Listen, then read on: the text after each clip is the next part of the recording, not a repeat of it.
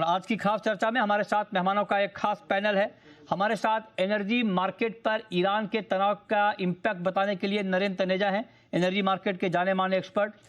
Rice के export पर कितना बड़ा इम्पैक्ट होगा अगर ईरान से कारोबार पे 25% का टैरिफ लगता है, ये बताएंगे हमें अजय भालोटिया साहब, जो कि जनरल सेक्रेटरी हैं all India rice exporters association के।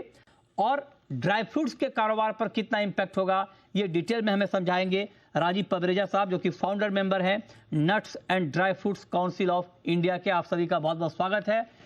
ब्रेक के बाद भी आपका स्वागत है। अब बात करते हैं सोने चांदी की। और कल रात को 1,42,500 के ऑल टाइम हाई को गोल्ड ने टच किया। चांदी 2,72,000 के ऊपर गई। बेतहाशा तेजी, उस बेतहाशा तेजी के बाद तेजी आज भी है, लेकिन रफ्तार थोड़ी धीमी है। हमारे साथ जतिन त्रिवेदी हैं एलकेपी सिक्योरिटीज के। जतिन जी, बहुत स्वागत है आपका। बताएं सर, पहले तो गोल्ड में करें क्या, करें क्या इस भाव पर? देखिए, अगर ट्रेडर हैट पहन के रखी है तो डेफिनेटली यहाँ पर लेवल वाइज बहुत बारीकी से ध्यान रखना होगा।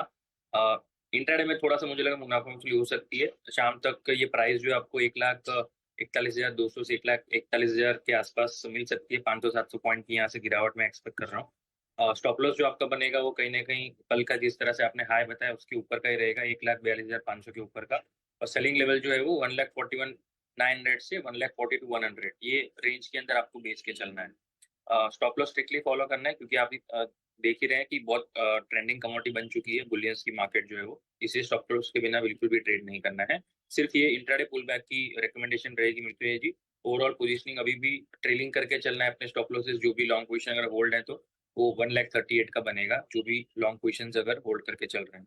ठीक है। और चांदी में सर, चांदी में क्या किया जाए? सिमिलर लाइंस का व्यू पॉइंट रहेगा मित्र जी। आज जिस हिसाब से हायर लेवल्स पे ऊपर सस्टेन नहीं कर पा रहा है, थोड़ा सा मुनाफा वसूली यहाँ से भी हो सकता है। $4,600 पे गोल्ड का एक रेजिस्टेंस फॉर्मेशन बनते हुए बन रहा है।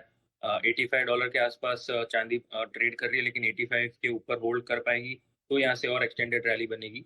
वरना इनिंग सेशन तक थोड़ा सा पुल बैक रह सकता है टूवर्ड्स 2,62,000 2,63,000 तक। ये 4 से 5 हज़ार रुपया नीचे गिर सकती है। कल जिस तरह से 15,000 पॉइंट चढ़ी थी तो स्टॉप लॉस जो स्ट्रिक्टली फॉलो करना है वो रहेगा 2,73,000 का। 500,000 पॉइंट के स्टॉप लॉस से काम नहीं बनेगा। यहाँ पे 2,73,000 के ऊपर अपना स्टॉप लॉस रहेगा। लोअर एंड पर जैसे मैंने बताया 2,62,000 से 2,63,000 ये आपके टारगेट्स रहने चाहिए चांदी के अंदर। और कॉपर में क्या करें सर? सभी एक्चुअली आज कमोडिटीज जो भी नॉन एग्रो है सब में थोड़ी सी प्रॉफिट बुकिंग का ही दौर चल रहा है, तो माइनर प्रॉफिट बुकिंग यहाँ पे भी मैं रूल आउट नहीं करूंगा। 1325 के ऊपर जब तक ट्रेड करना शुरू नहीं करता कॉपर, तो यहाँ पर थोड़ा सा मुनाफा वसूली दिख रहा है। यहाँ पर भी 1280 से 1290 ये एक सपोर्ट रेंज है इमीडिएट बेसिस पे, तो यहाँ पर एक बार के लिए आ सकता है।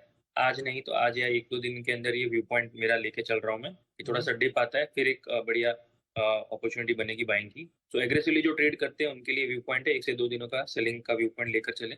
1290 से 1280 के बीच में टारगेट रखें। 1325 के ऊपर अपना स्टॉप लॉस बनाकर चलें।